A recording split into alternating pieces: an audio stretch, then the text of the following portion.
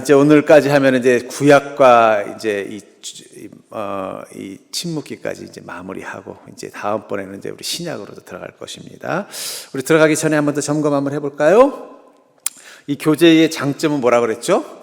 계속 반복하다 보면은 암기. 우리가 나이 먹으면 제일 힘든 게 암기잖아요. 그러니까 암기가 안 되니까 계속 좀 피곤하더라도 빈칸을 계속 채우는 연습을 한번 해보십시오. 그러면은 머릿속에 핵심적인 게 뭔지를 다 느낄 수 있는 장점이 있습니다. 그리고 제가 이 교재만 주로 사용하지 않고 몇 개, 한 3-4개 소위 말하는 이제 이 성경 전체를 개괄하는 좋은 교재들이 몇 권이 있습니다. 제가 그것들을 나름대로 취합을 해서 우리 성도님들에게 좀 도움이 될 만한 쪽으로 이렇게 편성하고 있는 것입니다. 그래서 없는 내용들도 많고 또 그냥 막 패스할 때도 있으니까 그는 뭐 안 하는 게 아니라 좀 더 제 관점에서 잘 활용하는 거니까 기억해 주시면 되겠고요.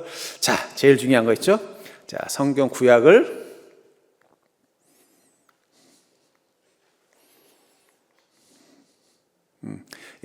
자, 우리 같이 한번 읽어볼까요? 시작.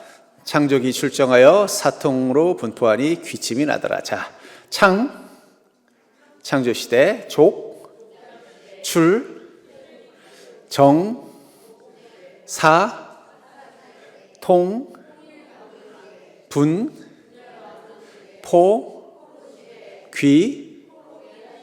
침. 자, 그럼 한번 물어볼게요. 여호수아서는 어느 시대예요? 여호수아가 뭐 했어요? 가나안 때 정복했으니까 정복시대. 삼손 이야기가 나오는 사사기는 뭐 제목과 똑같이 사사시대.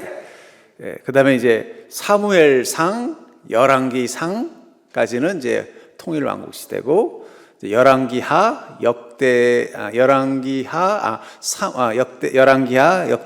그러면 분열왕국시대고, 이렇게 해서 뭐 외우기 쉽도록 했습니다. 자, 이제 우리 포로 시대 지난주에 했으니까 한 번 더 점검해 볼게요. 포로 시대 한번 읽어볼까요? 시작.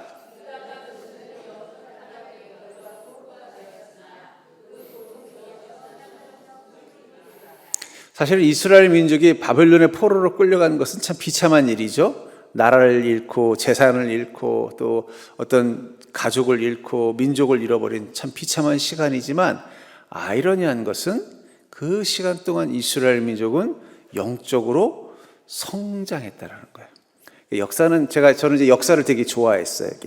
중고등학교 때부터 제가 제일 좋아하는 과목이 세계사 과목이어서 지금도 역사를 참 좋아합니다. 그래서 역사 채널을 꼭 보고 또 유명한 역사학자들의 책들은 또 읽어보는 편인데, 역사는 참 아이러니한 게요, 고통 속에서 뭔가 새로운 걸 찾아내요. 예를 들면 우리나라가 어쨌든 지금 문명 현대화하는 데 가장 큰 역할을 한 건 일본의 지배를 받을 때예요.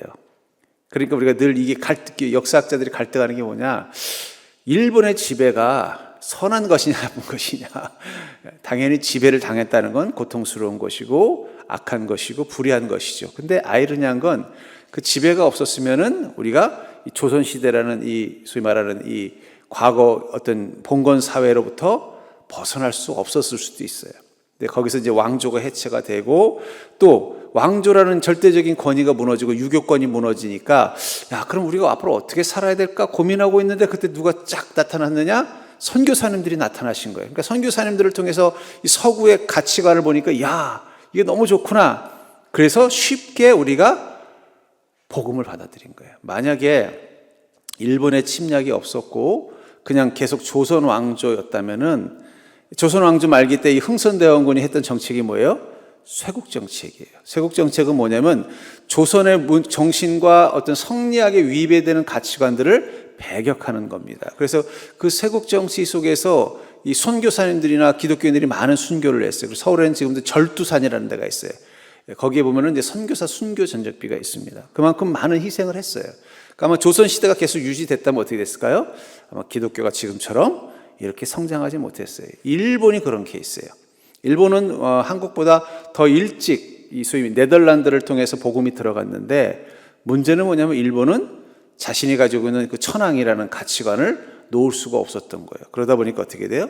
기독교가 거기서는 길을 펴지 못했어요. 근데 우리나라는 조선 왕조가 무너지고 또 유교 사상이 무너지고 나니까 혼돈이 오고 이거 어떻게 살아야 되느냐, 뭘 의지해야 되느냐 고민하고 있는데, 그때 선교사님들이 복음을 가지고 들어오니까 이제 우리나라 사람들이 그냥 복음에 빨리 정착을 하고 그래서 우리나라가 빨리 기독교화 된 겁니다. 그 역사는 아이러니예요. 참 그런 겁니다. 유대인들도 유다 백성들도 마찬가지예요.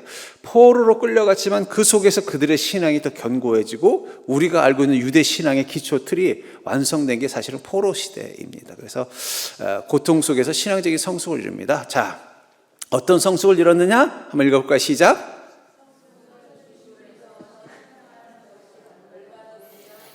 예. 교회가 없어졌어요. 성전이 없어졌으니까 어떻게 돼요? 주일날이 돼도 그들은 안식일이죠. 또 제사를 드리고 싶은 절기, 유월절, 초막절 돼도 어떻게 돼요?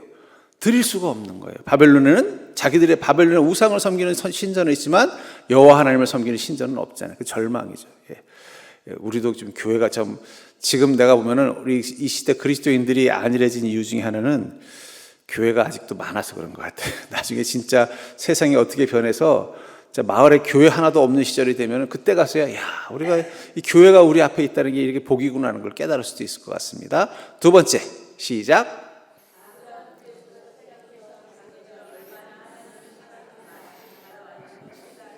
예, 하나님이 얼마나 이스라엘 민족을 사랑했는지를 그들은 하나님의 사랑 가운데 있을 때는 몰랐어요. 그리고 맨날 불평하는 거예요. 왜 이스라엘 민족이 하나님을 믿는 신앙 말고 바알과 아세라를 섬겼느냐? 하나님의 사랑으로 만족할 수 없었기 때문이에요. 자꾸 우상을 섬긴 이유 중에는 하나님이 계신다면 왜 우리가 이렇게 농사 짓는데 어려움을 겪어야 돼? 이런 식으로 하면서 자꾸 우상에 빠졌던 겁니다. 근데 그들이 하나님을 이제는 어떻게 해야 돼? 하나님 우리를 얼마나 사랑해. 그렇잖아요, 여러분. 자식들이 언제 부모님의 사랑을 깨닫느냐? 부모님이 돌아가셔야 깨닫는 것 같아요. 저도 누군가의 자녀로서 가만히 생각해보면 아버님이 살아계실 때는 아버지의 사랑을 전혀 깨닫지 못했던 것 같아요. 돌아가시고 나니까 아이고 그렇구나, 우리 아버지가 그래서 정말 날 사랑하셨구나, 이걸 느끼게 되더라고요. 마찬가지라는 것입니다. 그래서 이 바벨론의 포로로 끌려왔더니 그때서야 하나님이 얼마나 우리를 사랑하셨는가를 깨달았다라고 말하고 있죠. 세 번째, 시작. 아까도 말한 것처럼 이 사람은요, 숲 안에 있으면 그 산을 볼 수가 없어요. 그렇죠? 그럼 어떻게 해야 돼요? 숲을 벗어나야 그 산이 보이는 거예요. 이 이스라엘 땅에 살 때는 그들이 믿음이 무엇인지 복음이 무엇인지를 제대로 정리하지 못하고 그냥 막 그때 따라서 그냥 흘러다녔어요. 근데 이제 예루살렘에서 쫓겨나고 나라가 멸망하고 하나님을 섬기는 신전이 없어지고 나니까 그때부터 이제 역사가 이렇게, 말씀이 이렇게 또 잘 하나님의 뜻이 이렇게 있었구나라는 걸 정리한 것입니다.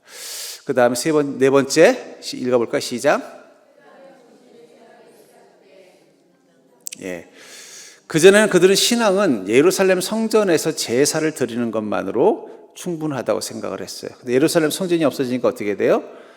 어디서 신앙생활을 어떻게 할 것이냐 해서 회당을 만들어서, 회당이라는 건 어떻게 보면 일종의 유대인들이 사는 마을의 공동회관, 마을회관 기능을 한 거예요. 거기서 유대인들이 함께 모여서, 또 이방의 포로로 끌려와 있잖아요. 그러니까 사는 게 얼마나 힘들겠어요. 그러니까 모여서 같이 어떻게 살 것인가 고민하고, 또 유대인들의 공동체를 지키기 위해서 회의를 하면서 그곳에서 가장 중심이 된 게 뭐라는 거예요? 말씀을 듣고 배우는 것들이 된 겁니다. 그러니까 여러분, 믿음이 성장하려면요, 예배 중심의 신앙으로 만족하면 안 돼요. 각자의 소그룹과 공간에서 함께 하나님을 경험한 것을 나누고 또 말씀을 실천하고 묵상하면서 그것들을 함께 하는 게 필요해요. 그래야만 어떻게 돼요? 그 믿음이 성장하는 겁니다. 그러니까 예배를 통해서 은혜를 받고, 받은 은혜를 가지고 나아가서 또 335 또는 자기가 가족들과 함께 그것을 묵상하고 어떻게 실천할 것인가를 함께 격려하는 그런 회당적인 기능을 가진 그런 신앙을 가져야만 그 신앙이 어떻게 돼요? 계속 유지될 수 있는 겁니다. 그런 의미에서 신앙 공동체를 만드는 하나의 계기가 됐다는 거예요. 자, 이제 포로귀환 시대 때는 이제 한번 읽어볼까? 시작.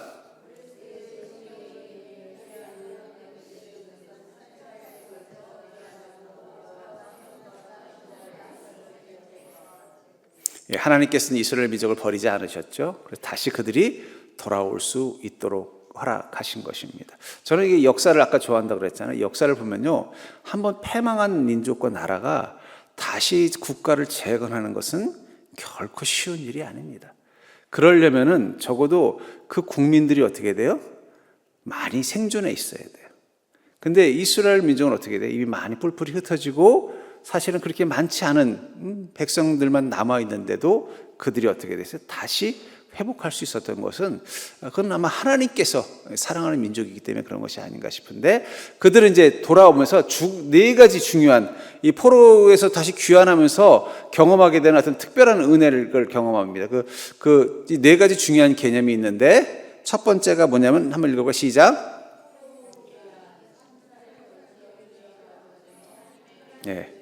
그들이 다시 예루살렘으로 돌아오는 과정에서 하나님의 은혜를 경험하는 것입니다. 여러분, 우리가 주님께로 돌아가려고 하면 그 순간부터 하나님께서 우리 삶 가운데 역사하심을 경험하게 되는 것. 그게 이 또 중요한 개념. 두 번째 읽어볼까요? 시작.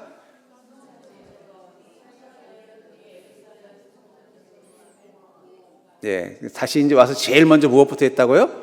성정, 예루살렘 도시를 만든 게 아니라 이 폐허가 돼서 그냥 예루살렘의 도시는 없어졌고, 그 소위 말하는 옛 터만 남은 상태에서 그냥 사람들이 모여서 마을을 형성했는데 거기다 뭘 한 거예요? 성전을 재건하는 일을 먼저 했다는 거예요. 두 번째, 이것도 잘못됐네요. 영적 재건입니다. 같이 읽어볼까요? 시작.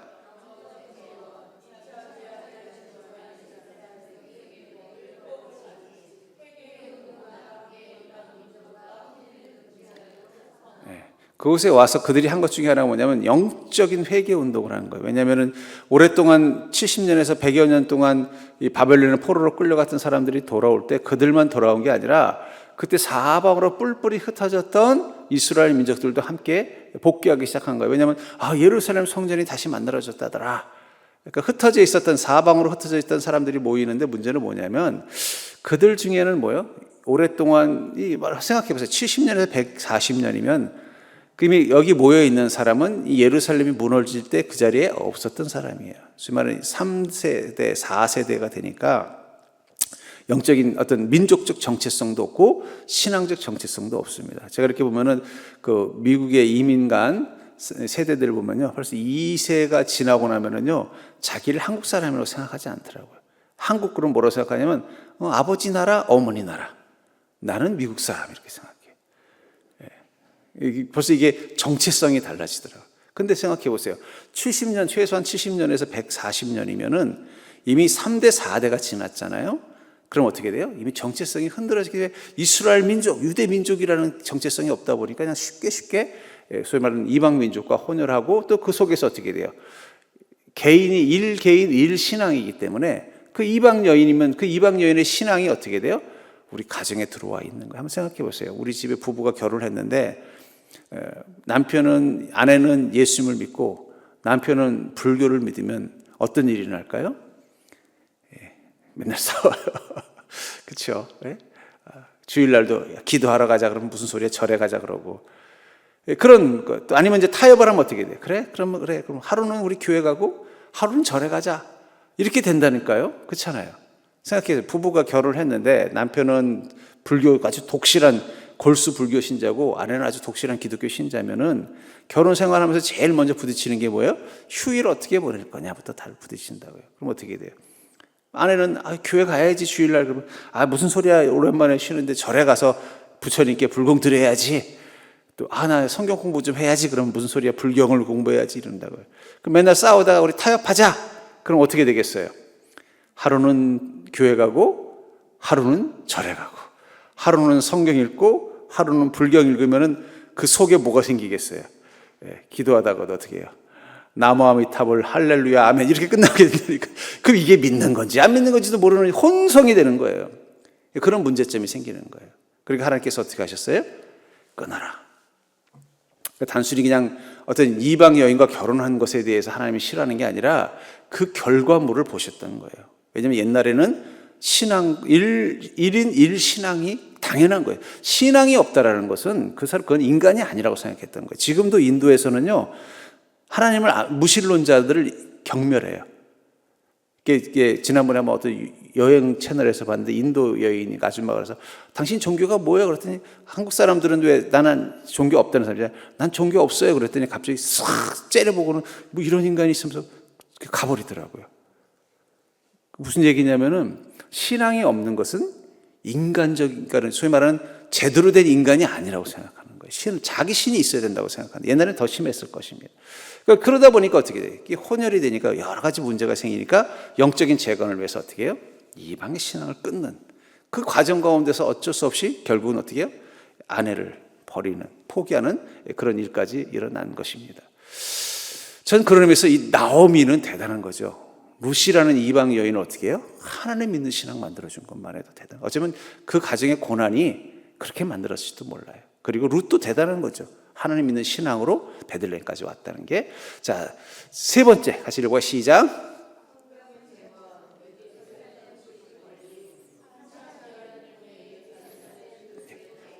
그러니까 성전을 먼저 만들고 그 다음에 성벽을 만들었다는 건 뭘 말하는 거예요? 도시를 만들었다는 거예요. 도시가 되려면 성벽이 있어야 돼요. 왜냐하면 도시가 있으면 외적이 쳐들어왔을 때 막아야 되잖아요. 그러니까 성벽을 만들었다는 거지. 도시가 돼. 그 전까지 도시가 아니었던 거예요. 완전 왜냐하면 폐허가 됐기 때문에 그냥 거기서 그냥 대충 사는 거죠. 그러다가 이제 도시화되는 게 이제 성벽 재건이었고 이 네 가지 단계로 이루어진다. 저는 이것을 영적인 단계로 봅니다. 포로기와는 죄 중에서 하나님의 백성으로 돌아온 것이고 성전 재건은 내 안에 성령께서 임재의 역사하심을 경험하는 것이고 영적 재건은 말씀과 믿음으로 내 영혼을 새롭게 하는 것이고 성벽 재건은 내 삶이 하나님의 나라로 새롭게 변화되는 것입니다. 그러니까 우리에게도 포로에서 귀환하는 시간이 있죠. 우리의 어리석음으로 말미암아 절망과 고통의 시간 속에서 하나님이 우리를 다시 부르실 때 이 네 가지 수순을 밟게 돼 있어요. 먼저 뭐가 돼요? 다시 우리가 하나님의 백성으로 회복되는 겁니다. 회개는 뭐예요? 결국 포로가 귀환하는 거랑 똑같은 거예요. 우리가 우리의 죄를 깨닫고 하나님 앞에서 회개하는 마음으로 돌아가면 그 다음에 나타나는 첫 번째 현상이 뭐냐? 성전이 재건, 성령님께서 내 안에 계심이 느껴지기 시작하고 예배가 회복이 되는 거예요. 여러분들 내 삶에 뭔가 위기가 있고 어려움이 있는데 예배가 살아있으면 걱정 안 하셔도 돼요. 왜냐하면 회복의 2단계까지 들어가는 거예요. 근데 내 삶에 어려움과 문제가 있는데 예배가 죽었다. 그럼 우리는 지금 아직도 헤매고 있는 거예요. 그러니까 예배가 회복이 되는 게 바로 성전의 재건이라면 그 다음 단계는 뭐예요? 영적. 내 안에 이제 예배가 회복되고 그 다음에 말씀과 믿음으로 내 영혼이 새로워지는 삶을 경험하는 거예요. 영적 재건이 이루어집니다. 그 다음에 마지막에 뭐예요?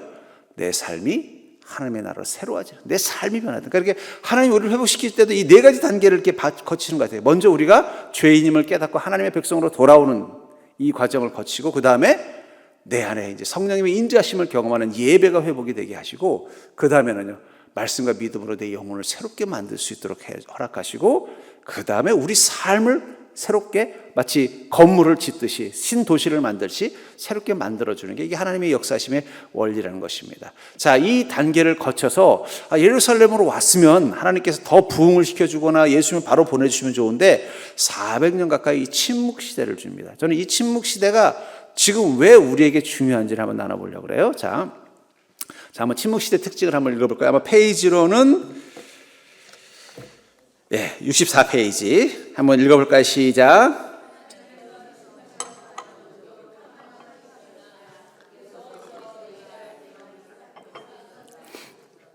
왜 침묵시대라고 했느냐?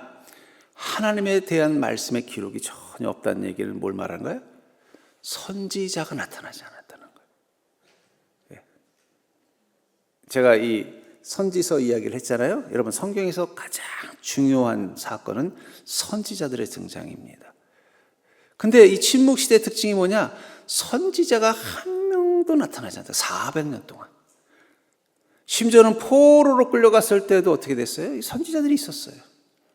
근데 이 침묵시대에는 선지자가 없었다는 얘기는 하나님의 음성이 이스라엘 민족에게 전혀 전달되지 않았다는 거예요. 여러분, 이 땅의 침묵시대가 될 때 특징이 뭐냐?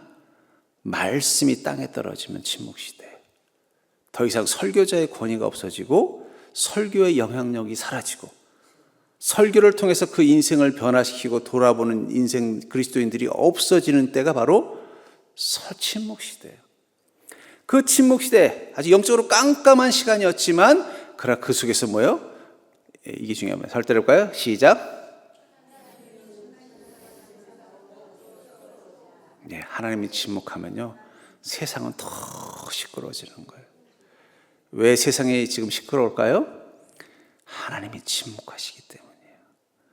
말씀의 권위가 떨어지고 이제는 설교자들이 설교를 해도 성도들이 그것을 하나님의 음성으로 듣는 게 쉽지 않은 시대가 됐고, 자기 나름대로 다 필터링해요. 그리고 가면서 그래, 오늘 목사님 설교 괜찮았어요? 이러면 이제 이거는 하나님의 음성을 듣는 게 아니에요. 그러니까 여러분 절대로 저한테 하시면 안 돼요. 목사님 오늘 설교 좋았어요, 이런 말 하면 안 되고, 그냥 뭐요? 제가 하나님의 음성을 들었습니다가 중요한 거예요. 예. 저의 목소리, 저를 통해서 어떤 메시지나 정보를 받는 게 설교의 목적이 아니라 하나님의 음성을 들어야 되는 거예요. 그러니까 하나님이 침묵하면 어떻게 돼요? 세상은 더 시끄러워져요. 그래서 이 400년 동안 이스라엘 주변이 아주 시끄러웠습니다. 우선 그 시끄러워졌던 특징을 이제 세력의 변천이라고 하죠. 자, 페이지 64페이지에 있죠. 예, 먼저 국제적으로는 어떻게 되냐? 우리가 바사라고 나와 있는 페르시아가 이 알렉산더에 의해서 멸망하면서 헬라 제국이 생기고요. 또 이 헬라 제국은 세 개의 제국으로 나뉘어서 싸우다가 로마에 의해서 멸망해 버립니다. 그 속에 이제 이스라엘 땅이 있는 거예요. 여러분, 제국이 한번 바뀔 때마다 이스라엘 같은 연약한 땅은 어떻게 돼요? 힘든 거예요. 지금도 우리나라도 지금 이 제국의 변화를 겪고 있잖아요. 미국이라는 제국 속에 있다가, 옛날에는 일본이라는 제국의 지배 속에서 고통받다가, 이제 미국의 제국이라는 지배 속에 있다가 요즘 갑자기 이제 중국이라는 신흥 또 제국이 막 등장하니까 우린 가운데 껴서 아주 골치 아프잖아요. 그렇죠? 양쪽 눈치 봐야 되고 걱정해야 되고. 그러니까 우리 연약한 존재, 이스라엘도 마찬가지라는 거예요. 그러니까 국제적으로는 막 정치적인 급변이 일어나는 거예요. 주변에서. 아무리 이스라엘이 잘해도 그 큰 힘을 어떻게 막을 수가 없는 거예요. 국내적으로는요, 유대인과 사마리아인으로 분류됐습니다. 아까 얘기했잖아요. 이 성전을 제거하려고 하면서 영적 재건할 때 제일 먼저 했던 게 뭐라 그랬어요? 유대적 혈통을 갖지 않은 사람들과 분리하는 작업을 했다는 거예요. 그러다 보니까 거기에 반발한 사람들이 있었겠죠? 그들은 따로 자기 신앙을 갖습니다. 그게 사마리아인이에요. 사마리아의 첫 출발점은 어디서부터냐? 아마 그는 아수르에 의해서 북이스라엘을 멸망할 때 아수르의 정책이 뭐냐? 이방 민족들을, 자기 지배 민족들을 섞어버리는 거예요. 막 결혼을 시키든지 강제로 같은 지역에 살게 한다든지 이러니까 어떻게 돼요? 섞여버린 거예요. 또 그 이전에는 어떤 일이 있었느냐? 북이스라엘이 이 두 왕국으로 나뉘면서 이 북이스라엘은 어떻게 했어요? 자기네가 지배하는 이 10개 지파, 유다 지파와 베냐민 지파를 제외한 10개 지파가 자꾸 예루살렘에 가서 이 제사를 드린 걸 막게 하기 위해서 어떻게 해요? 자신들이 따로 이 성전을 만들어가지고 금송아지를 만들어서 거기서 신앙생활하게 했잖아요. 그러니까 그 영향을 받은 데다가 또 이 아수르에 의해서 혼혈 정책이 생기니까 막 이방 민족이 들어오니까 신앙이 어떻게 되냐? 막 짬뽕이 더 심해진 거예요. 예. 그렇지 않아도 이미 그 북이스라엘이 됐을 때 그 왕조들에 의해서 이 남유다와는 좀 신앙의 벽이 생겼는데 거기에 더해서 어떻게 돼? 이제는 이제 아수르에 의해서 이방 민족의 신앙까지 들어오니까 짬뽕이 된 거예요. 그러니까 이제 더 반대하기 시작하니까는 유대인과 사마리아인이 구분되어져서 이스라엘 땅에 거주하게 된 겁니다. 그래서 나중에 왜 예수님께서 이 사마리아인이 수가성의 사마리아인을 만난 그런 마을들, 그러니까 사실은 예수님께서 사셨던 이 갈릴리의 나사렛은 엄밀하게 말하면 이 사마리아인과 이방인들이 주로 거주하는 곳이에요. 그러니까 그곳에 유대인들이 살았다는 건 유대인의 입장에서는 뭐예요? 그 실패한 인생들이 사는 곳이니까, 그래서 뭐라 그래요? 나사렛에서 무슨 선한 것이 나오겠느냐, 이런 말이 나온 건 이 지역적인 것도 영향을 주는 것 같습니다. 자, 그럼 고대 이스라엘을 지배했던 이 강대국 순서를 우리가 좀 머릿속으로 알고 있어야 되겠죠. 아마 성경에 나오는 최초의 강대국은 애굽이겠죠. 근데 애굽은 언제까지 강대국으로서 우리에게 등장하죠? 아마 우리가 이제 소위 말하는 왕국이 생기기 전까지, 예. 그 아수르가 등장할 때까지는 애굽이 강국으로서 이스라엘에게 영향을 미쳤지만, 근데 아수르가 등장하고 그 다음에 아수르가 바벨론에서 멸망하고 바벨론이 이제 페르시아로, 이제 그 나라 안에서 이제 소위 말하는 이제 쿠데타가 일어나서 정권이 바뀌고, 그 페르시아가 알렉산더에서 그리스에 의해서 멸망하고, 잠깐 유대인들이 독립을 해요. 그 마카비 왕조라고 하는 건 이제 마카비라는 제사장이 소위 말하는 이제 세운 나라이기 때문에 마카비 왕조라고 하는데, 잠깐 독립했다가 다시 로마에 귀속되는, 왕국이 이렇게 지배하는 강대국이 바뀌는 겁니다. 자, 지도를 나눠드렸죠? 그 지도를 보면 거기 나오는 현상이 있을 거예요. 예, 거기 보면 이 순서가 있죠. 그러니까 그 순서고 위치, 그 나라가 어디서 태동했는가를 이렇게 보여주는 겁니다. 보면 대충 이제 여러분들이 여기가 아수르가 이쪽이고 페르시아가 이쪽이고 바벨론이 이쪽이고 이런 거 어느 정도 그림이 그려질 거예요. 그래서 이제 이스라엘 민족이 바벨론에서 이제 다시 예루살렘으로 돌아갔을 때가 이제 페르시아가 지배할 때였어요. 근데 이제 페르시아가 그 다음에 소위 그리스에 의해서 멸망을 합니다. 그리스 알렉산더 대왕이랑, 여러분들 영화 옛날에 300이라는 영화 봤죠? 그게 바로 페르시아와 그리스의 전쟁의 시작이에요. 그때부터 페르시아하고 그리스는 끊임없이 원수지간이 되다가 드디어 그리스의 그 마게도냐의 알렉산더 왕이 집권하면서 그리스를 이제 페르시아를 무너뜨리고 페르시아가 지배했던 땅들을 다 자기네 제국으로 만듭니다. 그리고는 이제 알렉산더 왕이 제국으로 만든 뒤에 오래 못 살고 죽어요. 죽고 나니까 후계자를 알렉산더 대왕이 안 세웠어요. 그 바람에 어떤 일이 났느냐? 알렉산더 대왕 밑에 있었던 3명의 장군이 각자 자기들이 나라를 세웁니다. 그게 바로 이제 소위 헬라니즘의 이제 세계 제국이에요. 그러니까 이 세 왕들, 세 장군들이 안티고노스, 셀레우코스, 프톨레이마이오스라는 이 3명의 장군들이, 왜냐하면 알렉산더가 죽으면서 네가 내 후계자다 이렇게 해주면 좋은데 그걸 안 해주고 죽은 거예요. 그러니까 이제 장군들끼리 어떻게 돼요?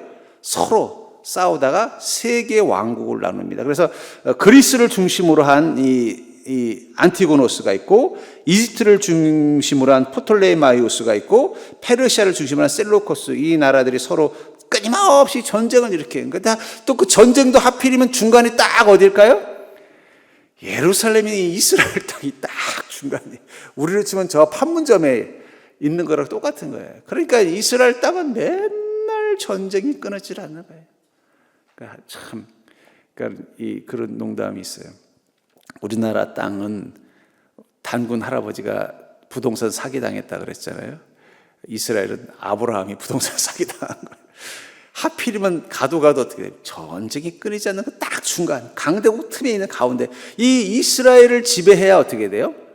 그래야 다른 강대국을 이길 수 있는, 그러니까 이게 중요한 땅이 돼버린 거예요. 그러니까 맨날 여기는 어떻게 돼요?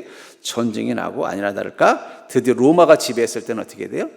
완전히 이제는 뭐 또 이 로마는 또 이스라엘 땅을 완전히 지배하려고 하겠죠. 자, 그 다음 장면은 저겁니다. 그러니까 그 당시 때 소위 말하는 이제 이 그리스가 지배하던 시절에 이제 이스라엘이 두 개로 크게 나눠져 있었어요. 뭐 자세히 잘 안 보인다, 그렇죠? 예. 하여튼 보면 이제 여기 사마리아와 예루살렘이 이렇게 갈라져 있다라고 보시면 돼요.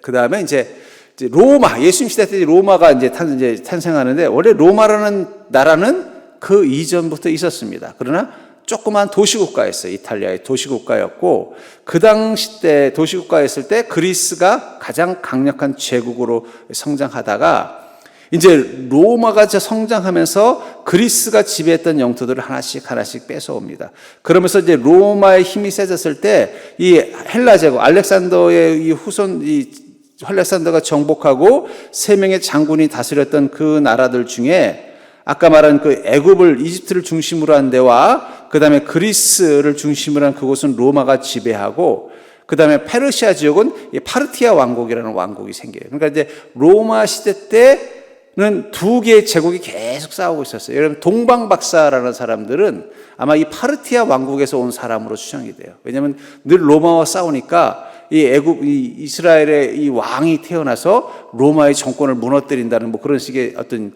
이 전설과 이야기들이 있으니까 그런 예수님을 이제 만나러 온 것입니다. 아무래도 파르티아 왕국 출신일 확률이 높죠. 예, 그렇게 해서 이제 로마와 이 파르티아 왕국이 끊임없이 갈등하는 속에서 예수님께서 태어나신 것입니다. 자, 이거는 이제 로마가 지배했던 영토예요. 네. 로마가 지배했던, 지중해를 중심으로 해서 이제 지중해권에 있는 해안가에 있는 모든 나라들은 다 로마가 지배했던 것입니다. 그리고 예수님이 태어나셨을 때 헤롯 왕이 통치하던 시절이죠. 이 헤롯 왕이 통치하던 시절에 이 이스라엘의 모습을 그린 지도입니다. 네, 지도 이렇게 좀 보시면 될 것 같고. 자, 그래서 이스라엘 이제 400년간 침묵 시간 동안에 이스라엘 땅에서는 전쟁이 계속 나는 거예요. 언제는 한 번은 그리스가 알렉산더가 와더니 딱 지배해버리고, 이 알렉산더가 지배하더니 또 자기들끼리도 세 팀으로 나뉘어가지고 서로 이 땅을 갖겠다고 맨날 싸우고, 지금 싸우다가 좀 지나니까 로마가 와서 또 로마가 또 지배하고, 이런 끊임없는 전쟁과 갈등 속에서 이스라엘 땅은 어떻게 했어요? 이스라엘 민족들도 자꾸 사분오열이 될 수밖에 없죠. 그러니까 예수께서 탄생하실 때는 어떤 특징이 있었느냐? 이 여러 가지 정치적 당파들이 있었는데 첫 번째는 이 마카비안, 아까 말했죠? 이스라엘이 잠깐 독립할 때 마카비라는 제사장 가문이 있었어요.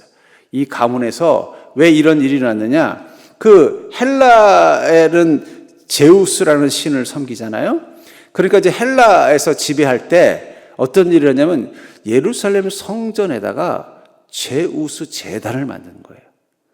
그러니까 이스라엘 민족은 적어도 자기네들 예루살렘 성전은 안 건드리면은 뭐 제국들이 와도 그냥 다 받아줬어요. 어차피 자기들이 힘이 없으니까. 근데 성전만은 안 건드렸어요. 이전까지는. 근데 갑자기 새로운 이 정권이 들어오더니 그 예루살렘 성전에다가 제우스 신전을 만들라고 명령을 한 거예요. 이 말을 듣고 어떻게 돼요? 이 제사장인 마카비를 중심으로 소위 말하는 독립운동이 일어난 거예요. 근데 또 마침 그때 그 정권이 취약할 때였어요. 그래서 독립을 얻어냅니다. 그리고 이제 반대편 세력에게 지지를 해줘서 그런 반대편에서 그 정권을 인정해 줍니다. 그래서 이 정권을 인정해 줘가지고 여기 마카비 왕조가 세워진 거예요. 근데 세워졌다가 로마가 오면서 자연스럽게 또 로마에게 또 이게 또 어떻게 보면 이제 힘이 없으니까 아무래도 이스라엘 사람들이 군대도 없고 힘이 없으니까 로마가 이제 지배하면서도 로마에게 또 그 지배권을 넘깁니다. 그때 열심당이라는 게 생겨요. 여러분 보면은 성경에도 보면은 열심당이 나오죠. 예수님의 제자 중에서도 열심당원들이 있었어요. 특별히 누구냐? 가나나인 시몬. 여러분들 가끔 성경에 이 글자 보면 성경의 오타인가? 가나안인 시몬인데 가나나인이라는데 이 가나나인이라는 뜻은 아람어로 열심당원이라는 뜻이에요. 우리가 자꾸 이 가나안인 사람들이 아니라는 얘기예요. 가나나인이라는 건 열심당원이라는 아람어입니다. 그러니까 예수님의 제자 중에 베드로 말고 이 시몬은 뭐예요? 열심당원이었다. 그러니까 예수님의 제자 중에서도 열심당원이 있어요. 이 열심당원의 특징이 뭐냐? 로마로부터 독립하고 싶어 했던 거예요. 로마의 지배를 받고 있으니까 독립하려고 하는 세력이었던 겁니다. 그 다음에 이제 헤롯 땅. 이 헤롯 땅은 뭐냐면, 이것도 좀 역사를 좀 알아야 되는데, 마카비가, 이스라엘의 이제 마카비, 제사장 가문인 마카비가 나라를 세웠는데, 로마의 지배를 받으면서, 그래도 이제 처음에는 이 마카비 가문을 인정을 해줬어요. 인정을 해주다가 로마가 어느 날 갑자기 이 헤롯에게 왕권을 물려주게 합니다. 그래서 가문 계보를 끊어버리고는 헤롯에게 왕권을. 근데 이 헤롯은 유대인이 아니에요. 헤롯은 아마 모압 사람인가 아마 그럴 거예요.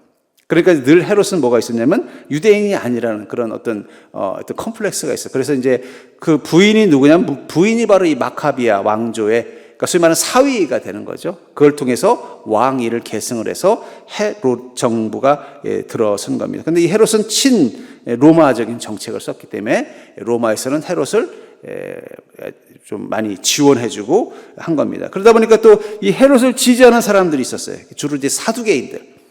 이 사두개인들은 헤롯을 지지하는 사람들이 된 겁니다. 그리고 이제 그래서 이제 정치적 당파가 이제 마카비안이 있었고, 그다음에 열심당이 있었고, 헤롯 당 이런 다 정치적인 성향을 가진 사람들이었던 거예요. 그 다음에 이제 종교적인 당파들이 또 생겼어요. 신앙도 또 갈라졌어요. 혼란이 있으면 믿음도 갈라지는 거예요. 사두개파, 아까도 말했던 것처럼 이 사두개인들의 기원은 뭐냐면 보통은 이제 자기들은 다윗 시대 때 사독이라는 제사장의 후예라고 자칭을 합니다. 그들은 이제 아까도 말한 것처럼 헤롯을 지지하는 친로마적인 성향을 가지고 있었고 육체의 부활을 반대하는, 인정하지 않는 신앙을 가지고 있었습니다. 이 사두개파와 또 반대된 당파가 누구냐? 바리새파. 바리새파는 또 이 사두개인들과는 갈등이 있었는데 그들은 육의 부활을 믿고 경건의 삶을 강조했지만 주님 보시기에는 형식적인 신앙의 상징이 되는 비난을 받았죠. 그래서 이 사두개인들이 또 신앙 종교적으로 계속 바리새인들과 갈등 구조가 있습니다. 그러니까 예수님께서 오셨을 때 제일 이제 보면은 정치적으로는 어떻게 돼요? 열심당이 있고 헤롯 당이 있고 막 이러면서 이제 서로 갈등이 되고 또 그러니까 열심당은 로마로부터 독립을, 또 헤롯 당은요 친로마적인 성향을 갖는, 우리 지금 일제시대 친일파가 있고 또 독립운동하던 사람들이 있는 것처럼 갈등 계속 싸움이 있었죠. 또 종교적으로는요 사두개인 세력이 있었고 또 바리새인 세력이 있어서 자기들끼리 또 맨날 갈등하고 싸웠던 겁니다. 그리고 또 하나 에스네파라고 있어요. 이 에스네파는 뭐냐? 지겹다는 거예요. 우리는 소위 말하는 광야로 들어가서 거기서 기도하고 말씀 듣고 경건 생활하겠다 하면서 이 수돈 운동의 효시입니다. 침례 요한도 에스네파의 일원이라고 주장하고 있어요. 그러니까 예수님께서 오셨을 때 당시에 이 종교적인 성향이 크게 세 가지가 있었던 거예요. 사두개파, 그리고 그 다음에 바리새파, 그리고 에스네파라는 이 세 파가 종교적인 영향력을 가지고 서로 자기들끼리 갈등하고 있었다는 거예요. 그러니까 이 침묵의 시기라는 것은 문제가 뭐냐? 하나님이 침묵하면 인간들끼리도 싸웁니다. 부모님이 가만히 있으면 어떻게 돼요? 형제끼리 싸워요. 그러니까 무서운 부모님 밑에서 형제들은 사이가 좋아요. 제가 그런 것 같아요. 부모님이 아버지가 무서우면 형제가 사이가 좋아. 근데 아버지가 너무 착하면 형제들끼리 사이가 안 좋은 것 같아요. 똑같아요. 하나님이 침묵하니까 막 자기들끼리 분파를 만들어서 싸우고 다투고 그런 한가운데서 어떻게 된 거예요? 하나님 예수 그리스도가 오신 것입니다. 결국은 이 핍박과 혼란 속에서 경건한 사람들은 메시아를 기다리는 것이 당연하겠죠. 그러니까 예수님이 오실 때 얼마나 사람들이 예수님이 오기를 간절히 바랬겠어요. 그렇죠? 그러니까 니고데모가 밤에 예수님 찾아와서 뭐라고 말해요? 내가 기다리던 분이 당신이십니까? 영생에 대해서 가르쳐 주십시오. 침례 요한도 어떻게 해요? 제자들 풀에서 내가 말한 그분이 당신입니까? 그 말은 뭐냐? 그 당시 때 메시아를 간절히 기다렸어요. 왜냐하면 너무 지겨웠어요. 맨날 세상은 시끄럽고 혼란스럽고 영적으로도 혼돈스럽고. 제가 이 얘기를 계속하는 이유가 있죠.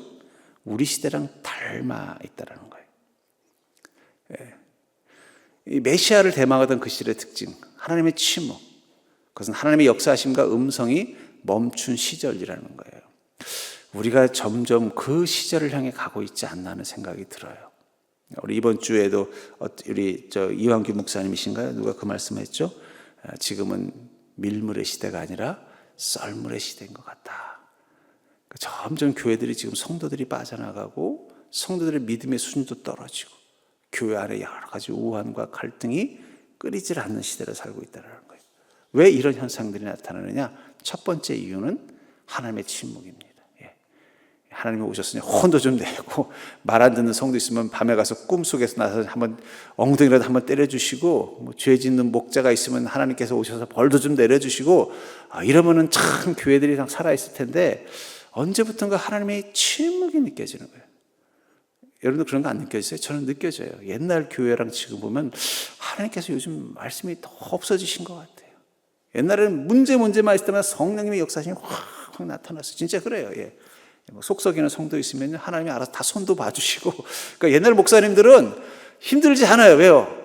힘들면 기도하면 하나님이 알아서 그냥 손 봐주시고 다 해결해 주시는데 요즘 하나님이 안 해주시는 것 같아요.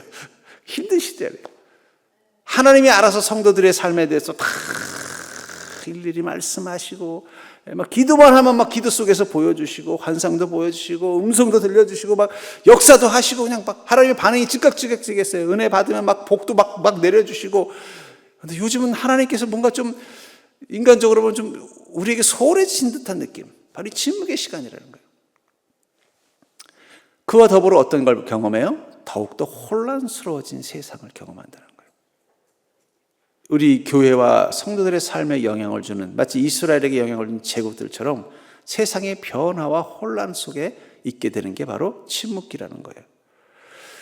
세상의 권력이 위태해야 하나님의 다스림이 소정해지는 거예요.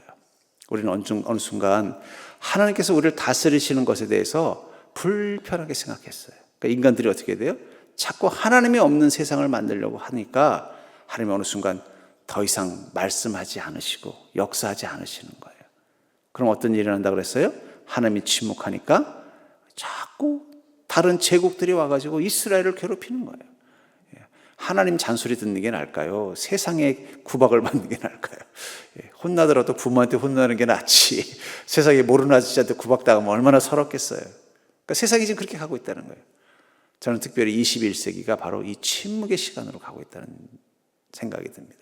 증거가 뭐냐? 우선은 제국의 변동이 나타나고 있죠. 마치 이 예루살렘 이스라엘 땅에 침묵기가 오니까 막 헬라 제국이 왔다가 또 헬라 제국도 지들끼리 셋이 갈라져 가지고 서로 돌아가면서 이스라엘 차지하겠다고 싸우더니 좀 지나고 났더니 또 어떻게 돼요?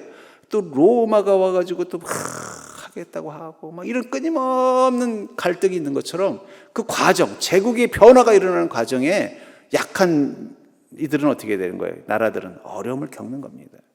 우리가 일제시대 경험해 봤잖아요. 일본이라는 제국, 중국이라는 제국, 러시아라는 제국 사이에 껴있으니까 우리나라와 그냥 고생 바가지 한 것처럼 지금 우리 시대가 지금 제국의 변화가 일어나고 있어요.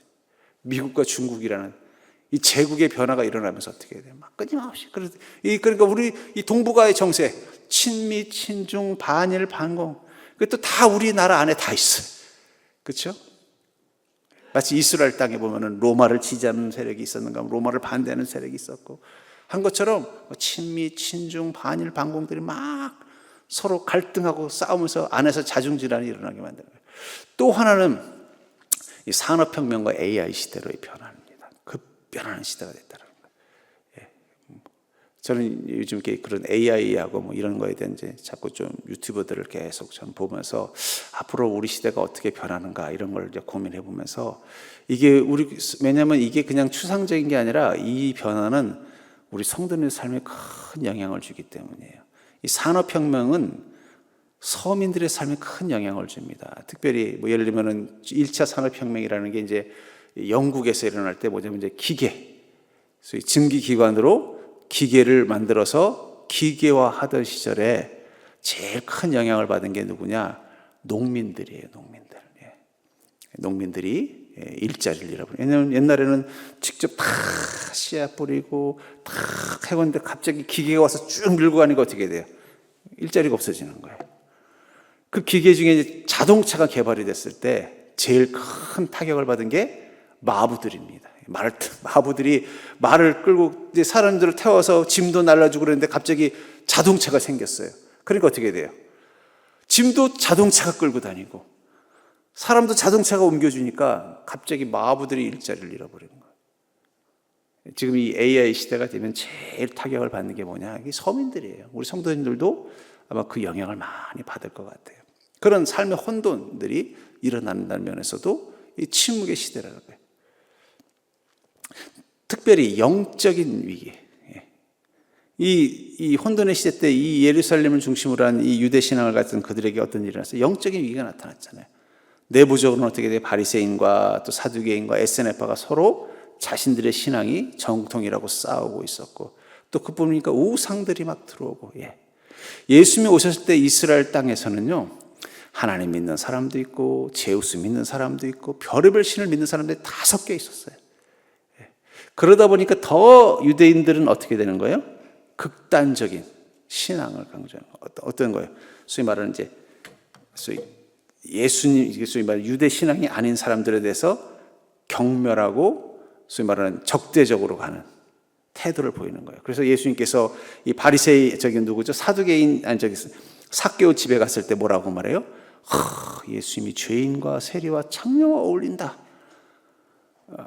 왜냐하면 막 영적으로 혼동스럽다 보니까는 자기들의 신앙을 지켜야 된다는 마음이 다른 신앙을 가진 자들에 대해서 어떻게 돼요? 적대적인 행동을. 그걸 원리주의자라고 합니다. 지금 영적인 원리주의로 가고 있어요. 이것도 사실은 되게 위험한 거예요. 혼동스럽다는 얘기거든요. 근데 주님 뭐라고 말씀하셨어요? 야, 이 가나안인도 하나님의 백성이다. 나는 이 사마리아인도 사랑한다. 그러니까 사실은 유대인들에겐 그거는 엄청난 충격을 줬을 거라고 저는 봐요. 왜냐하면 유대인들은 지금 이 혼탁한 이스라엘, 옛날에는 그래도 이스라엘 땅이라고 하면 거긴 그래도 하나님 믿는 신앙들이 모인 사람들이 잘 믿든 못 믿든 그래도 하나님이고 거기에 뭐 가끔씩 바알도 있고 아세라도 있지만 그건 힘을 못 쓰는 게 그게 정상이었는데 이 예수님이 오실 때 그 시대는 그렇지 않았다는 거예요. 예루살렘 하나 놔두고는 막 다 영적으로 혼란스러운 시대를 살고 있었던 거예요. 쉽게 말하면 뭐 가면 우리나라랑 비슷한 거예요. 뭐 절도 있고 이쪽에 가면 뭐 저기 그리스의 신들이 섬기는 신전이 있고 저기 가면 애굽 신들을 섬기는 신전이 있고 막 이스라엘 전체가 막 그런 곳이 돼버린 거예요. 그러니까 그 속에서 유대인들은 자신들의 영적 정체성을 지키려고 하다 보니까 더 어떻게 돼요? 극단적인 태도를 보이는 거예요. 그래서 어떻게 돼요? 이방인들하고는 만지려고도 안 하고 가까이도 안 하려고 그러고 나름대로 신앙을 지키려고 나름대로 노력을 했지만 그러다 보니까 어떤 문제점이 생겼어요? 복음의 본질을 잃어버린 거죠. 우리가 믿음도 너무 극단적인 믿음은 위험합니다. 왜냐하면 주님의 믿음은 포용력이거든요. 그런 면에서 지금 영적인 위기의 시대예요. 이전에는 우상과의 전쟁이었다면 지금은 이제 반신과 하나님이 없는, 하나님을 인정하지 않는 사람들과의 갈등을 가지고 있는 시대를 살고 있다고 말할 수 있을 것 같아요. 그렇기 때문에 다시 오실 예수님을 향한 열망이 강해지는 것입니다. 여러분은 점점 더 주여 속히 오시옵소서라는 이 고백이 나올 수밖에 없는 시대를 살고 있는 거예요. 마치 이 400년 동안 이스라엘 땅에 막 전쟁이 끊이질 않죠. 우상들이 들어와서 막 신전, 지금도 이 이스라엘 땅을 발굴해 보면요, 이방 신상의 신전들이 발견되고 한다 그래요. 그만큼 우상들이 가득한 것처럼 막 혼란스럽죠. 그 속에서 이 하나님을 믿는 신앙을 가진 이 유대인들은 어떤 마음이겠어요? 메시아가 빨리 와서 이 문제를 해결해 주길 원했던 거예요. 그래서 그들이 원했던 메시아상은 다윗이었어요. 다윗이 와서 어떻게 했어요? 이스라엘을 통일하고 주변의 블레셋이나 이스라엘 괴롭히던 여러 국가들을 쫓아내버려서 온전히 하나님만 믿는 신앙의 틀로 완전히 만들어가는 그런 일들을 해냈잖아요. 그러니까 그런 메시아를 기다리고 있을 때 누가 오신 거예요? 예수님께서 오셨다라는 거예요. 그리고 예수님께서 오시를 그때를 기다리면서 예수님을 기다리는 자들을 구분했어요. 그건 알곡과 쭉정이의 구분이 시작이 됩니다. 이제 나중에 신약을 공부하다 보면 이제 남은 자 사상이라는 말이 나올 건데, 지금이 어쩌면은 이 알곡과 쭉정이를 구분하는 시대. 지금까지 교회는요, 무조건 예수님 믿고 하나님 만나고자 하는 자는 다 포용하는 곳이었다면은, 이젠 정말 하나님을 믿고자 하는 열망을 가진 신앙을 가진 사람들이 구분되는 시대죠. 끝까지 믿음을 지킬 수 있는 남은 자들만 남은 교회 시대로 가고 있다고 보면 될 것 같습니다. 저는 앞으로 우리나라 교회들에 대해서 우리 목사님들끼리 모여서 걱정하는 게 그거예요. 아마 교회는 수가 점점 더 줄어들 거고 성도들의 숫자도 더 줄어들 거다. 근데 사실은 줄어드는 게 아니라 알곡만 남고 쭉정이는 빠져나가는 거예요. 그 전까지는 이게 알곡인지 쭉정인지도 모르고 그냥 같이 모았다가 탈곡기 들어가면 어떻게 돼요? 쭉정이는 다 빠져서 볏집이 되는 거고, 알곡만 남아서 쌀푸대에 들어가는 것처럼 아마 이 알곡과 쭉정이가 구분되는 시대로 가고 있는 게 아닌가. 그래서 요즘 목사님들이 이 교회의 어떤 비전이나 할 때 다시 본질로 돌아가자, 다시 말씀으로 돌아가고 다시 예배로 돌아가고 다시 사명으로 돌아가자를 강조하고 있는 이유가 뭐냐면, 지금은 알곡과 쭉정이를 구분하는, 그것을 통해서 예수님을 기다릴 수 있는 자들만 교회에 머무는 시대로 가고 있다라고 판단했기 때문입니다. 예수께서 오시던 시점의 특징 한번 같이 읽을까요? 시작.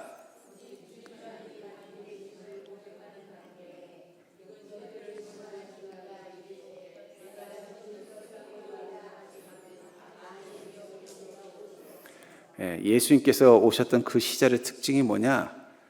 주님만이 이 모든 문제를 해결할 수 있다라는 고백이 있을 때 주님이 오셨다라는 거예요. 그러니까 이스라엘 땅에 이 문제를 해결할 수 있는 건 메시아밖에 없다고 생각해서 그들은 간절히 메시아가 오기를 기다렸던 것입니다. 그때 예수님이 오셨던 것입니다. 또한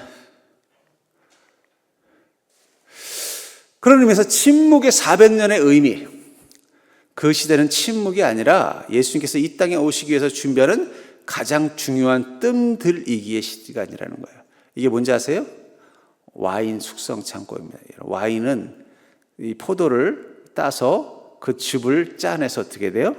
저 통에 넣어가지고 창고에 들어가야 돼요. 창고에 들어가서 숙성의 시간을 거쳐야 돼요. 오래될수록 맛있습니다. 바로 먹으면 별맛 없대요. 저는 안 먹어봐서 모르겠습니다. 십몇 년 돼야 좋은 거다. 몇십 년, 몇백 년 된 거지. 그 숙성의 시간은 뭐예요? 그냥 창고의 깊은 어둠 속에 있는 것 같지만 그 안에서 어떤 일이 하는 거예요? 숙성이 되어져 가는 거예요. 마찬가지입니다. 이 침묵의 시간 동안 어떤 일이 일어났느냐? 첫째로는 바울 선교사님이 복음을 전할 수 있도록 지중해권의 모든 나라들이 공용어를 갖게 됐어요. 그게 헬라어예요.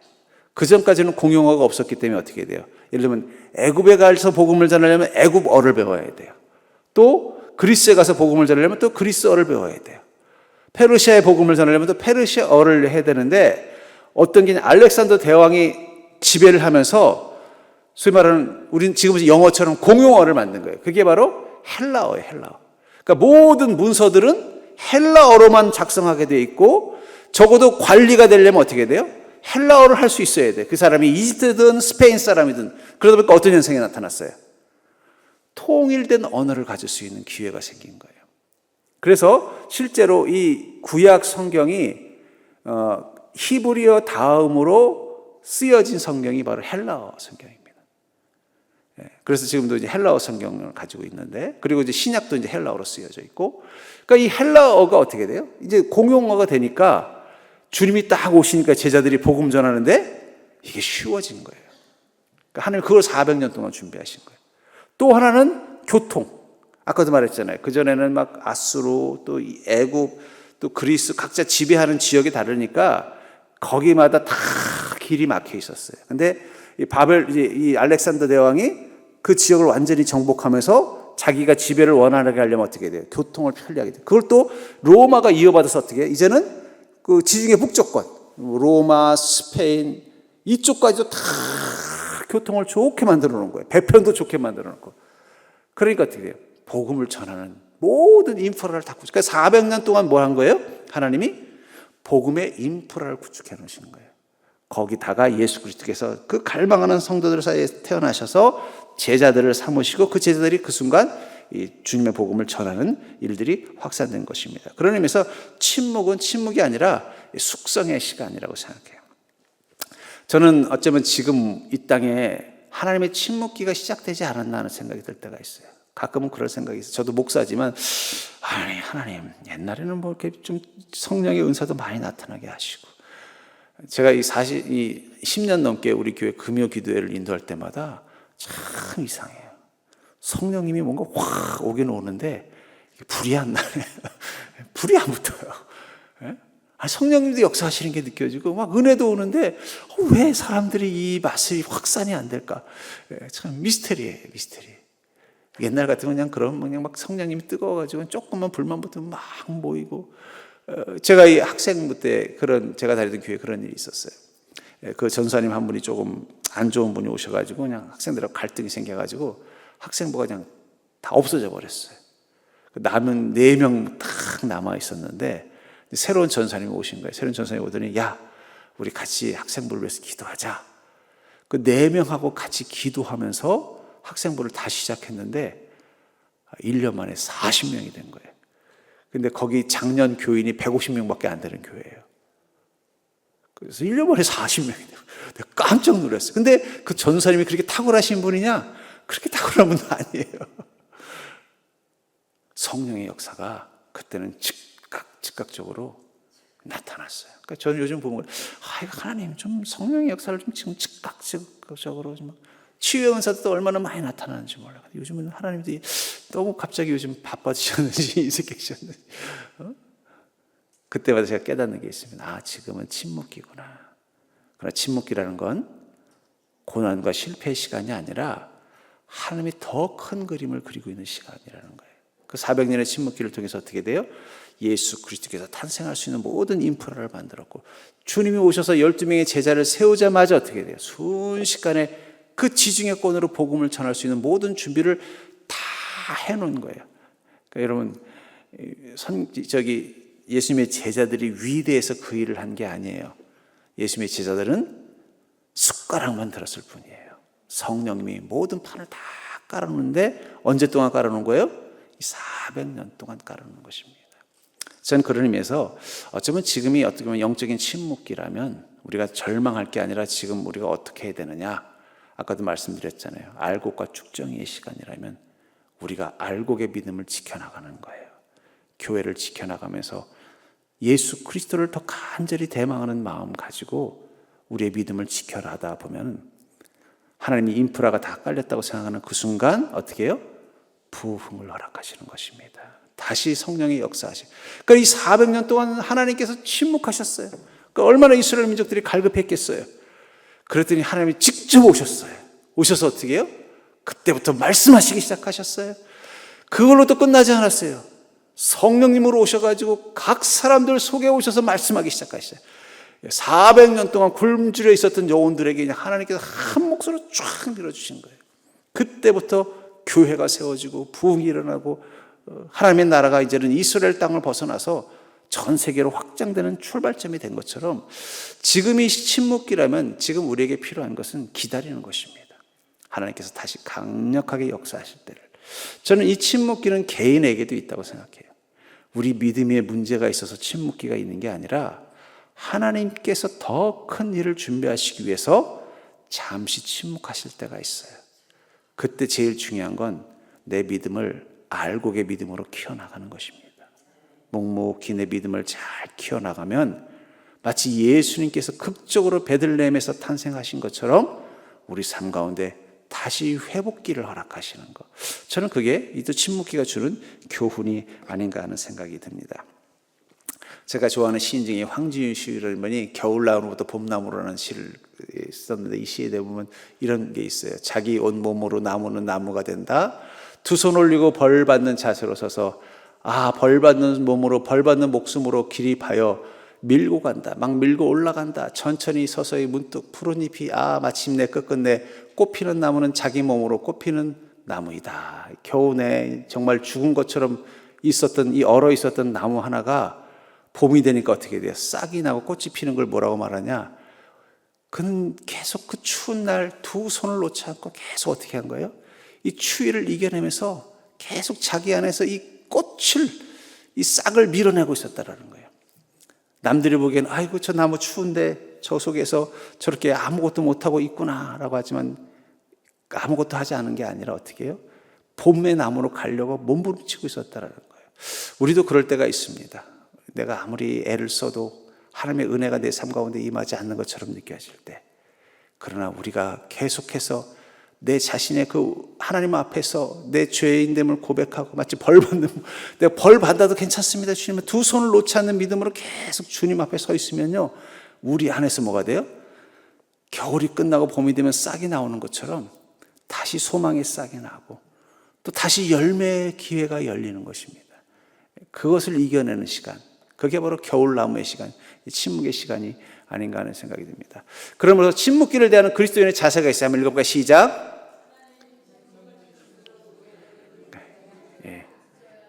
저는 그래서 이게 겨울철에 가지만 앙상하게 있는 나무가 추운 밤에 우웅 소리 내는 게 부르짖는 소리처럼 들려요. 여러분들 힘들수록 겨울의 나무처럼 손을 내려놓지 마시고 하나님께 기도하십시오. 계속 하나님이 침묵하더라도 우리는 부르짖어요. 하나님이 침묵할수록 더 부르짖어야죠. 제 여동생이랑 전에 시골집에 갔는데 그 시골집이 푸세식 화장실이었어요. 저희 여동생이 갑자기 화장실에 가고 싶다는 거예요. 그랬더니 어머니가 야, 너 가서 동생 화장실 좀 데려가라 그러는 거예요. 푸세식 화장실이고 시골집이니까 얼마나 무섭겠어요.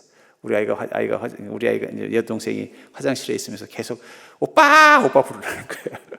나는 졸려 죽겠는데, 나도 무섭잖아요. 그래서 졸려 죽겠는데 잠깐 가만히 있었더니 오빠 밖에 있어? 그럼 있어. 그러면 내가 가만히 있으면 또 거기서 오빠 부르면 있다니까. 그러니까 계속 내가 있는지를 확인하려고 계속 부르더라고요. 여러분들 하나님이 침묵하면 우리는 확인해야죠. 어떻게 해요? 계속 부르셔서 하나님 계신지 확인하셔요. 그게 바로 침묵기를 대하는 그리스도인의 자세입니다. 한번 읽어볼까요? 시작.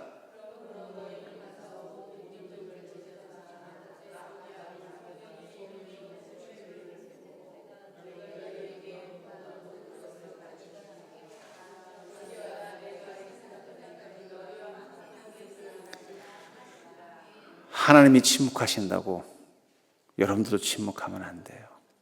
우리에게 침묵하지 않고 부르신다는 건 뭐예요? 주님 주신 사명을 가지고 살아가는 것입니다. 교회에 부흥이 없다고 우리가 전도를 멈추면 안 돼요. 교회에 성령의 역사가 사라졌다고 우리가 예배를 멈추면 안 돼요. 그럴수록 우리는 더 어떻게 돼요? 부르짖어야 된다는 거예요. 두 번째, 같이 읽어봐. 시작.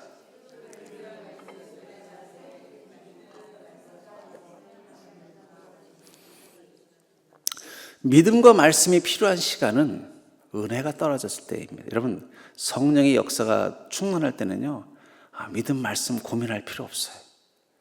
행하면 행하는 대로 성령이 역사합니다. 그냥 내가 생각하면 생각하는 게 성령님의 음성이에요. 그러나 하나님이 침묵할 때, 성령의 역사가 멈출 때 우리는 우리 믿음에 대해서 더 고민해야 돼요. 더 주님의 말씀을 사모해야 돼요. 성령께서 역사하실 때는요, 우리가 하는 모든 행동들은 하나님의 영광이 되는 행동을 하게 돼 있어요. 그렇잖아요. 왜냐하면 그 기쁨과 맛을 아는데, 전도하지 말라 그래도 성령 충만하면 전도하게 돼 있어요. 만나는 사람마다 예수 믿어 하는 거. 왜냐하면 내가 지금 성령의 역사하심을 경험하는데 그냥 하지 말라 그래도 하게 돼 있다라는 거예요. 내가 하는 모든 행동도 어떻게 해야 돼요? 하나님 기뻐하시는 성령이 막 충만해서 막 성령의 역사하심이 나타나서 막 내 삶에 막 능력들이 나타나는데 가서 죄 짓는 사람이 어디 있겠어요? 하나님이 이렇게 나를 잘해 주시는데 신다니까 더 어떻게 돼요? 더 믿음 가운데 바르게 살려고 노력도 안 해요. 그냥 그렇게 살게 돼 있어요. 성령님이 침묵하시기 시작하시면 그때부터는 우리가 믿음으로 살려고 애를 써야만 그 믿음 지킬 수 있는 거예요. 말씀을 들으려고 애를 써야만 그 말씀이 내 마음속에 들어오는 거예요. 내가 정말 제대로 주님 앞에 바르게 살고 있는가를 계속 뒤돌아봐야만 내가 잘못된 길로 가지 않는 거예요. 그게 침묵기의 그리스도인의 자세라는 것입니다. 한번 같이 읽어볼까요? 시작.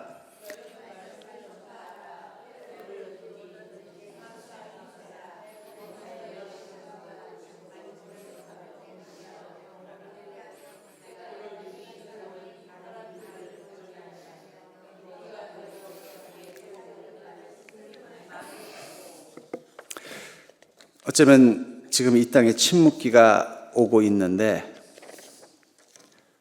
그 침묵기 가운데서 우리는 어떻게 해야 된다는 거예요? 때를 얻든지 또 말든지 우리가 그 말씀 가운데서 살아야 된다는 것입니다. 자, 침묵기를 대하는 세 번째 자세 한번 읽어볼까요?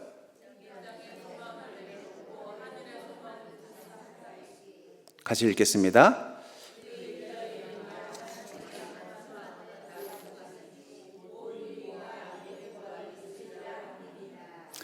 우리 침묵기를 견뎌내는 제일 좋은 방법 중에 하나는 하늘을 향한 소망을 가지고 사는 것입니다. 침묵기라는 건 이 땅이 어떻다는 거예요? 혼란스럽고 궁핍이 있고 기근이 있고 다툼이 넘치지 막 가득한 시대가 있다. 하나님이 침묵하면 마귀는 더 난리치게 돼 있는 거예요. 그러나 하나님께서 음성 들려주면 마귀는 도망가게 돼 있는 겁니다. 침묵기이기 때문에 마귀는 더 우리를 괴롭힐 거고 그 결과는 우리 삶에 여러 가지 문제들이 있을 수 있다는 거죠. 그럴 때 어떻게 하라는 거예요? 더 소망을 가지고 천국을 소망하는 마음 가지고 살아가는 것입니다. 어쩌면 우린 점점 다가오는 침묵의 시대를 살고 있는 것 같아요. 저는 제일 걱정이 바로 이겁니다. 뭐냐면 너무 쉽게 다시 좋아질 거야라고 말하기에는 이 세상이 지금 너무 위험한 시대로 가고 있다는 거예요. 단순히 그냥 물질적인, 경제적인, 사회적인 현상을 말하는 게 아니라 저는 영적인 세계를 말하는 것입니다. 요즘 또 자꾸 이 교회, 종교를 가지고 정치에 개입하는 그런 분들도 좀 계신 것 같은데 저는 아주 그런 거 싫어합니다. 제가 지난번 말씀드렸죠? 지난 대통령을 4명의 대통령을 한쪽 정당만 찍으신 분은 이번에 꼭 반대쪽으로 한번 찍어보시라고. 왜냐하면 우리가 너무 이 정치적인 세상 속에만 관심을 갖다 보면은 우리가 영적인 어떤 본질을 잃어버릴 수 있기 때문에 저는 지금 이런 것도 나쁘다고 생각을 해요. 교회가 흔들린다는 건 바로 거기 나타나는 거예요. 자꾸 정치에 깊게 개입하고 교회는 계속 영적인 세계를 지켜나가는 본질을 찾아야 되는데 그걸 잃어버리는 게 참 안타깝습니다만은. 그러니까 지금 이 시대가 위험한 시대로 가고 있다는 걸 애써서 감출 수가 없어요. 그렇다면 우리 마음가짐을 바꿔야 돼요. 침묵의 시대를 대할 수 있는 마음가짐. 그러나 분명한 건 침묵의 시대라고 해서 하나님이 멈춰 계신 건 아니에요. 더 큰 걸 준비하신 거죠. 400년의 침묵이 끝나고 주님이 오신 것처럼 우리가 이 침묵의 시대를 믿음 가운데서 잘 지켜내면 하나님은 더 큰 회복의 시대를 허락하실 줄 믿습니다. 전 여러분들이 이 세상을 보면서 자꾸 교회가 흔들리는 시대를 보면서 더 여러분들이 그 알곡과 같은 믿음을 가지고 이 시대를 잘 이겨낼 수 있는 자가 되기를 주님으로 축원합니다.